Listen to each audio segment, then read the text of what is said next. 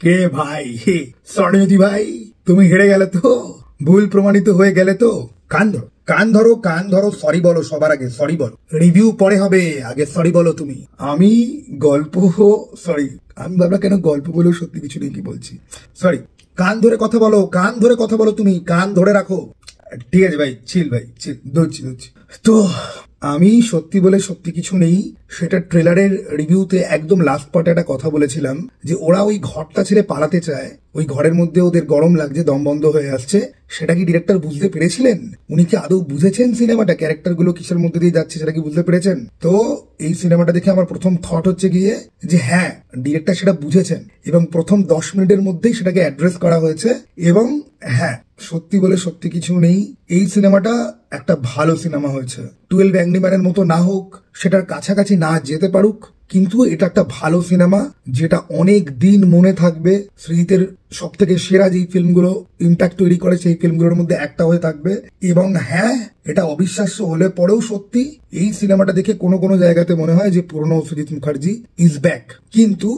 কিন্তু মানুষের ইভলিউশন হয়, আর মানুষ কখনোই নিজের পুরনো ভার্সনে পুরোপুরি ফেরত যেতে পারে না। এবং এই সিনেমাতে একটাই ভুল আছে, কিন্তু সেই ভুলটা নিয়ে কথা বলতে গেলে অনেক ডিটেলসে কথা বলতে হবে, সেটা আমি অন্য ভিডিওতে বলবো। এইখানে আমরা শুধু সিনেমাটার রিভিউ এখন করব। সিনেমাটা একটা দুর্দান্ত সিনেমাটা অ্যাকচুয়ালি যে জিনিসটা সব থেকে ব্রিলিয়ান্টলি করে, যে এই 12খানা জুড়ির চরিত্রের মধ্যে গোটা কলকাতা শহরের মানুষদেরকে এনক্যাপসুলেট করে। গোটা কলকাতা শহর নয়, অ্যাকচুয়ালি এই মুহূর্তে আমাদের সমাজে যত ধরনের মানুষ অ্যাকচুয়ালি এক্সিস্ট করে, তাদের সবার একটা এনক্যাপসুলেশন আমরা এই 12টা ক্যারেক্টারের মধ্যে দিয়ে কিন্তু দেখতে পাই। এবং ওই জন্য সিনেমাটা খুব প্রাসঙ্গিক। প্রত্যেকটা ক্যারেক্টারকে দেখে আপনি বুঝতে পারবেন যে এই ক্যারেক্টার আপনার আশেপাশেই এক্সিস্ট করে।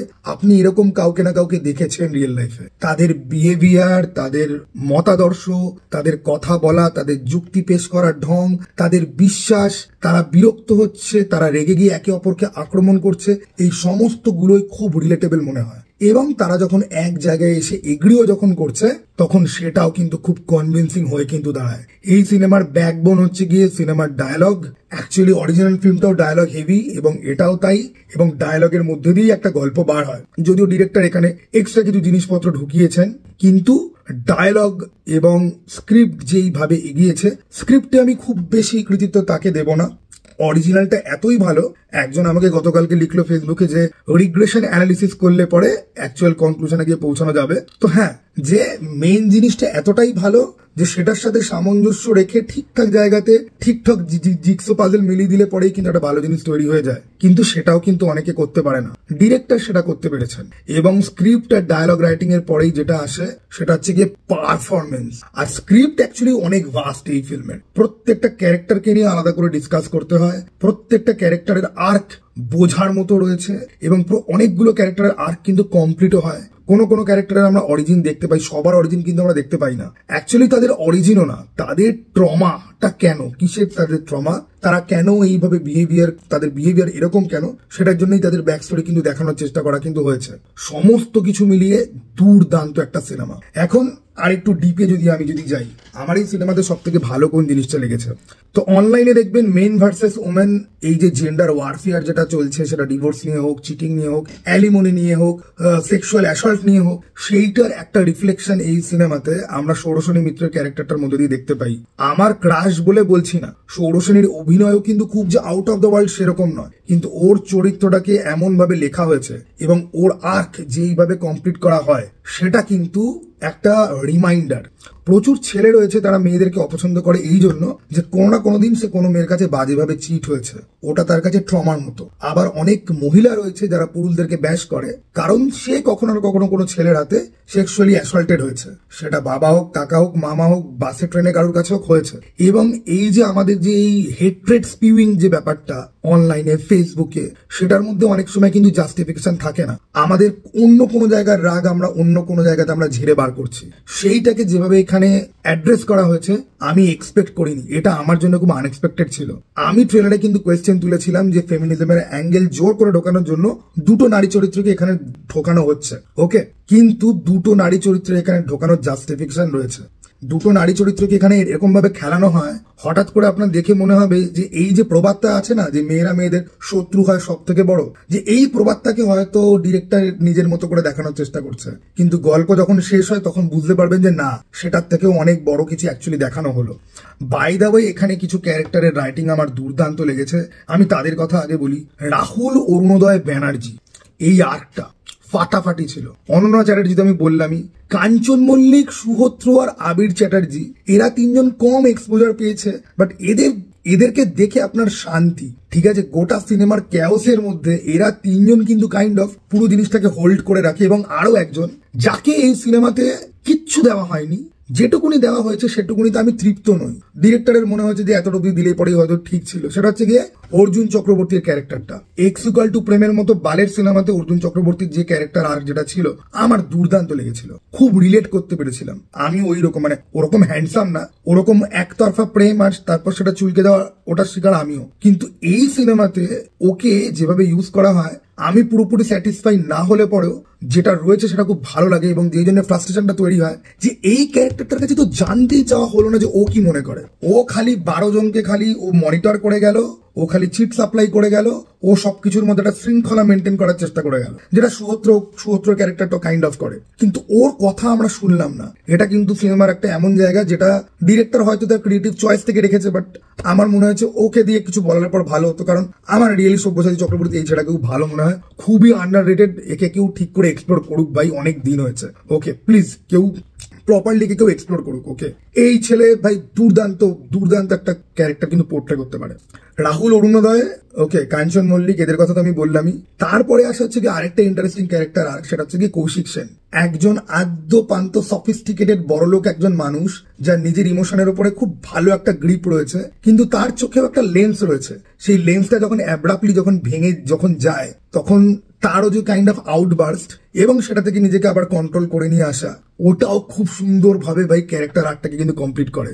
দেন এই সিনেমার কাইন্ড অফ অ্যান্টাইগনিস্ট অথবা সব থেকে বেশি ট্রমা দ্বারা গভর্ন হওয়া লোকজন, সেটা কৌশিক গাঙ্গুলি হোক, সেটা ঋত্বিক চক্রবর্তী হোক, এদেরকে নিয়ে ভাই সেপারেট ভিডিও বানাতে হয়। কিন্তু আমার মনে সব থেকে বড় কোয়েশ্চেন ছিল যে আমার গুরুদের মধ্যে একজন, জুরন নম্বর 8 হেনরি ফন্ডা, যাকে নিয়ে আমি পুরুষ দিবসের দিন ভিডিও বানিয়েছিলাম, সেই হেনরি ফন্ডার ক্যারেক্টারটাকে কি পরমব্রত ক্যারি ক্যাচার বানিয়ে ফেললো, নাকি একটু হলেও সম্মান জানাতে পেরেছে? এবং আমি কিন্তু একদম ডিসাইডেড ছিলাম যে দেখো ভাই, তুমি একটা ওক অ্যাঙ্গেল এখানে ঢোকাচ্ছ, ক্যারেক্টারটাকে একটা LGBTQ মার্কে একটা অ্যাঙ্গেল দিয়ে, আমার তাতে খুব একটা বেশি প্রবলেম নেই, কিন্তু সেটা যেন প্রিটেনশাস না যেন হয়। যদি হতো তাহলে এই সিনেমাটাকে আমি কুটি পাটি করে ছিঁড়তাম, এবং পরমব্রত সেটা হতে দেয়নি। খালি একটাই ছোট্ট কমপ্লেন থাকবে, জুরন নাম্বার 8 কে কিন্তু কখনো মনে হয় না যে ও একদম শিওর, ও সবার নজর একটা দিকে নিয়ে যাচ্ছে যে ছেলেটা মেবি নির্দোষ, বা আমাদের কাছে যেটা রয়েছে সেটা এনাফ না ছেলেটাকে দোষী প্রমাণ করার জন্য। কিন্তু আনসার্টেনিটি জুরন নাম্বার 8 এর মধ্যে ছিল। Parambrata on the other hand বারবার বলছে যে আমি কিন্তু বলছি না যে ছেলেটা পুরোপুরি ইনোসেন্ট, আমি খালি বলছি এইটা। পরমব্রতর মধ্যে একটা সার্টেনিটি রয়েছে যেটা জুরন নাম্বার 8 এর মধ্যে ছিল না। জুরন নাম্বার 8 নিজের বক্তব্যে খুব দৃঢ় প্রতিজ্ঞ ছিল, বাট আনসার্টেনিটি বা টেনশন বা কোথাও গিয়ে এই প্রেশারটা তার মধ্যে ফিল করা যায়, যেটা জুরন নাম্বার 8 এর ভালনারেবিলিটি কিন্তু কাইন্ড অফ এক্সপ্লোর করে। এখানে পরমব্রতকে কিন্তু মনে হয় যে ভাই সুপারম্যান, ঠিক আছে? পরমব্রত এখানে কিন্তু অ্যাবসলিউট হিরো। এই জিনিসটা এনজয়েবল, জিনিসটা এন্টারটেইনিং, বা জিনিসটা একটু কম ম্যাচিওর, এটা আমি বলবো। Now Ritwik Chakraborty entirely different topic, ওটা নিয়ে আমি পরে ভিডিও বানাবোই, ওটা নিয়ে আমাকে ভিডিও বানাতেই হবে। কৌশিক গাঙ্গুলির প্যাট্রিয়ার্কির প্রতীক এই সিনেমাতে, এবং প্যাট্রিয়ার্কির যে প্রবলেমগুলো রয়েছে সেই প্রবলেমগুলো কৌশিক গাঙ্গুলির ক্যারেক্টারের মধ্যে দিয়ে ফুটিয়ে তোলা হয়। কাউকে কথা বলতে না দেওয়া থেকে শুরু করে মক করা, লোকজনকে গণ্য না করা থেকে শুরু করে নিজের বায়াস বা নিজের ইয়েতে স্টিক করে থাকা, এবং সব থেকে বেশি ইমোশনালি চার্জ একটা ক্যারেক্টার, যে কেন ইমোশনালি চার্জ আমরা লাস্টে গিয়ে বুঝতে পারি, কিন্তু আমার ভালো লেগেছে। ওকে, প্যাট্রিয়ার্কির এই যে ব্রেকডাউনটা, এটা আমার ভালো লেগেছে, ঠিক আছে? এবং ভাই last but not the least হচ্ছে গিয়ে সুহত্র এবং সুহত্রের তোতলামি। আমাদের সমাজে এরকম মানুষ রয়েছে যাদের ব্রেন পুরোপুরি ভাই আমাদের থেকে অনেক এগিয়ে, শুধুমাত্র তারা কথা বলতে পারে না, তাদের কথা আটকে যায়, তারা নার্ভাস হয়ে যায়। আমি মারাত্মক লেভেলের তোতলা ছিলাম। স্নায়ুতন্ত্রের একক কি? নিউরন। এই নিউরন বলতে গিয়ে আমি এইটুকুনি তোতলাম তো ভাইবার দিনকে আমি 5 মিনিট টেনেছিলাম যেখানে আমার ভাইবা হচ্ছিল ওখানে বাকি সবাই আমাকে দেখার পরে সবাই হেসে লুটিয়ে পড়েছিল, ঠিক আছে, স্যার, বন্ধু বান্ধব সবাই, ঠিক আছে, ওকে। তো সুহদ্রর যে জিনিসটা এবং সেই জিনিসটা নিয়ে তাকে বাট অফ দ্য জোকস ফিল্মের মধ্যে করা হয়, তাকে নিয়ে সবাই কাইন্ড অফ খিল্লি করে, কিন্তু এই ব্যাপারটা খুব রিয়েল, এই ব্যাপারটা খুবই রিয়েল এবং রিলেটেবল, এবং আমি ফিল করতে পারি, কারণ এই প্রবলেমের মধ্যে দিয়ে আমিও গেছি এবং আমার তোতলামির সমস্যা এখনো রয়েছে। আমার শ এর উচ্চারণ স্পষ্ট নয়, আমি শ কে ছ বলে অনেক সময় মেকআপ করার ট্রাই আমি করি, ম উচ্চারণ করতে আমার প্রবলেম হয়। এবং এই সিনেমার একটা পলিটিক্যাল স্টেটমেন্ট আছে, যেটা অ্যাকচুয়ালি ঋত্বিকের ক্যারেক্টার নিয়ে আমি পরে কথা বলবো অবশ্যই। বাট দ্য থিং ইজ, একটা চেনা জানা ফিল্মকে এইরকম ভাবে কলকাতার মধ্যে ক্যাপচার করে রিলেভেন্ট বানিয়ে প্রাসঙ্গিক বানানোর জন্য কিন্তু সৃজিত মুখার্জিকে কিন্তু ভাই কুর্নিশ করতে হয়। আর আমি একটা ক্যারেক্টারের নাম না বলতে বলতেও মনে পড়ছিল না, বারবার আমি আটকাচ্ছিলাম, সেটা হচ্ছে গিয়ে আমাদের অনির্বাণ চক্রবর্তী। অনির্বাণ চক্রবর্তীর সৌর সিনের একটা সিন আছে, গোটা সিনেমাটার সব থেকে পাওয়ারফুল মোমেন্ট ওইটাই বোধহয় সেই সিন যেটা দেখার পরে আমি হলে নড়ে চড়ে বসেছিলাম। সিনেমাটা শুরু থেকে খুব চেনা ছক ধরে এগোচ্ছিল, ক্যারেক্টার গুলোকে আমার প্রথম দিকে আতেল বা বাঁচাল বা পয়েন্টলেস মনে হচ্ছিল, কিন্তু আস্তে আস্তে করে আমি কনভারসেশন এনজয় করতে আমি শুরু করি। কিছু কমেডি আছে, কিছু ডায়লগ রয়েছে যেগুলো দুর্দান্ত, কিছু ক্যারেক্টার ট্রেট যত সিনেমাটা রিভিল হচ্ছে তত বার হচ্ছে তত এনজয় করছি। কিন্তু অনির্বাণ আর সৌর সেনের ওই যে সিনটা, ও হো হো হো হো ভাই, ওটা অন্য লেভেলেরই একটা সিন ছিল। এবং ওই সিনটার জন্য আমি বুঝতে পারলাম যে এই যে লোকেশন চেঞ্জের ব্যাপারটা, যেটা আমার শুধুমাত্রই পোতপাকামি মনে হচ্ছিল টিজার ট্রেলারে, যে বারবার করে লোকেশন চেঞ্জ হচ্ছে, দেয়াল খসে পড়ছে, আমি এগুলো নিয়ে হিউজলি টিজার ট্রেলারের রিভিউতে আমি মক করেছিলাম, ঠিক আছে।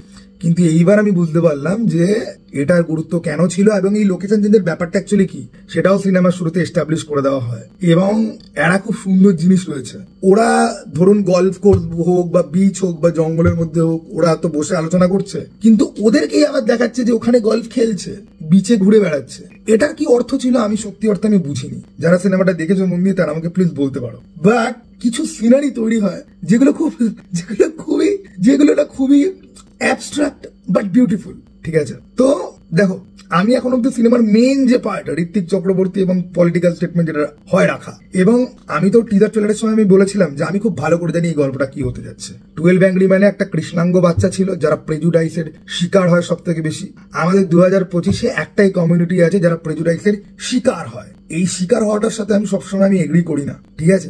ঋত্বিক চক্রবর্তীর অনেক পয়েন্টের সাথে, এইখানে ঋত্বিক চক্রবর্তীর যে ক্যারেক্টারটা, তার অনেক পয়েন্টের সাথে আমি এগ্রি করি, যেই জন্য ওটা পুরোপুরি সেপারেট একটা টপিক হতে যাচ্ছে। বাট দ্য থিং ইজ, ওই পার্টটা নিয়ে আমি অ্যাকচুয়ালি খুশি নই, ঠিক আছে, ওকে, যে জন্য ওটা নিয়ে আমি পরে আমি কথাবার্তা বলবো। বাট দ্য থিং ইজ যে এই সিনেমাতে সৃজিত মুখার্জি অলমোস্ট 75% না পারফেক্ট। কোনো লোকই তো পুরোপুরি পারফেক্ট তো হয় না, এবং তার আইডিওলজিও পুরোপুরি পারফেক্ট হয় না। সৃজিত অনেকটা পারফেক্ট, ইমপারফেকশন গুলো আলাদা। কিন্তু রাহুলের ক্যারেক্টারটার যে গল্প, বা সৌর সেনী বা কাঞ্চন মল্লিক, আবির, অর্জুন, এদেরকে যেভাবে ইউজ করে, এইগুলোর জন্য কিন্তু আমি এটুকুনি কিন্তু বলতেই পারি যে হ্যাঁ, অরিজিনাল ফিল্মের এসেন্স ডিরেক্টর বুঝেওছেন এবং তিনি নিজের ইন্টারপ্রিটেশন যেটা দেখিয়েছেন সেটা খুব রিলেভেন্ট। এই ইন্টারপ্রিটেশনটা কিন্তু আমি শুধুমাত্র প্রিটেনশিয়াস বলে আমি ওড়াতে পারবো না। আমি অনেক ব্যাপারে এগ্রি করি, অলমোস্ট 75%-80% আমি এগ্রি করি ডিরেক্টরের সঙ্গে, 20% আমি করি না, আলাদা টপিক। এবং এই এগ্রিটা করার জন্য একটা ভালো সিনেমা বানাতে হতো, একটা রিলিভেন্ট সিনেমা বানাতে হতো, এমন একটা সিনেমা বানাতে হতো যেখানে ক্যারেক্টারগুলোকে আমরা চিনি জানি এবং তাদের বক্তব্যগুলোর সাথে কোথাও না কোথাও গিয়ে আমরা শুনেছি, দেখেছি, পড়েছি, আমরা আলোচনা করেছি। সেই জন্য সিনেমাটা কিন্তু প্রাসঙ্গিক হয়ে দাঁড়ায় এবং সিনেমাটা অত্যন্ত এনগেজিং হয় এই একই কারণে, এবং এনজয়েবল হয়। এবং শেষ অবধি আমি এটাই বলি, আমাকে একটু আগে একজন জিজ্ঞাসা করছিল যে তুমি কি আবার সৃজিতের ফ্যান বয় হয়ে যাবে? ভাই, আমরা প্রত্যেকটা মুহূর্তে আমরা ইভলভ করছি। ফ্যান বয় হওয়ার জন্য সৃজিতকে এখন 3-4টে অরিজিনাল ফিল্ম বানাতে হবে যেটা কারোর থেকে অ্যাডাপ্টেশন নয়। আমার কাছে কিন্তু ক্লিক বেট ফিল্ম মেকার, ওটা কিন্তু এখনো সত্যি, ওই বিশ্বাস কিন্তু আমার এখন অব্দি টোলে কিন্তু যায়নি। উইঙ্কেল টুইঙ্কেল সেটাও কিন্তু কাইন্ড অফ অ্যাডাপ্টেশন। এবার অ্যাডাপ্টেশন, কপি, ইন্সপিরেশন নিয়ে তুমি আমাকে যতই জ্ঞান দাও ভাই, আমি একটাই কথা বলবো, যেটা তোমার অরিজিনাল আইডিয়া নয়, ঠিক আছে, যেই কাজ অন্য কেউ করেছে এবং তুমি সেখান থেকে অ্যাডাপ্ট করছো, পয়সা আছে বলি ওটা অ্যাডাপ্টেশন, পয়সা না থাকলে ওটা প্ল্যাগারিজম হয়ে যেত। সুতরাং ওই তর্কে আমি ঢুকতেই চাই না, ওই তর্কে আমি আমার জায়গাতেই আমি স্টিক করে থাকবো। ক্লিক বেট ফিল্ম মেকার যেটা আমি বলেছি সেটাতে আমি স্টিকই করে থাকবো। কিন্তু এই সিনেমাটা কি ভালো? এই সিনেমাটা ভালো, এই সিনেমাটা কি খুব ভালো, এই সিনেমাটা খুব ভালো আর ভালোর মাঝখানে আটকে থাকে একটা ফিল্ম। এই সিনেমাটা কি হলে বসে দেখা অ্যাবসলিউট মাস্ট ওয়াচ? হ্যাঁ, এই সিনেমাটা হলে বসে দেখা অ্যাবসলিউট মাস্ট ওয়াচ। এই সিনেমাটাতে কি পোতপাকামি করতে গিয়ে কি ছড়িয়ে ফেলেছেন পরিচালক? আমরা সবাই পোতপাকামি করি, আমরা সবাই পোতপাকামি করে ছড়িয়ে ফেলি। প্রি কনসেপ্ট নোশন আমাদের প্রত্যেকের রয়েছে, আমি নিজেই সেটার শিকার। তোমরা আমার টিজার ট্রেলার যদি দেখো তাহলে তোমরা বুঝতে পারবে যে ডিরেক্টর শুরুতে, সিনেমার শুরুতে কৌশিক সেনকে যে একটা ডায়লগ বলা হয় যে আমাদের মাথার মধ্যে অ্যাকচুয়ালি পুরো একটা কোর্ট বসে রয়েছে, আদালত, সেখানে অনেকগুলো ভয়েস তারা কথা বলছে, সেখান থেকে বিচার করে যেটা ঠিক মনে হচ্ছে আমাদের আউটলুক বা আমাদের এক্সপ্রেশন সেটাই হচ্ছে, কিন্তু তোমার মনের মধ্যে বসত করে কয়জনা তুমি নিজেই জানো না। এই কথাটার সাথে আমি এগ্রি করি। তো ভালো ফিল্ম, এবং এই সিনেমাটা আমি আবার দেখতে যাবো, ঠিক আছে? মানে সৃজিত মুখার্জির কোন সিনেমা জাতিস্বরের পরে আমি 2 নম্বর বার আমি দেখতে যাচ্ছি, ঠিক আছে? ওকে, চলো টাটা ভাই, আবার যেন দেখা পাই।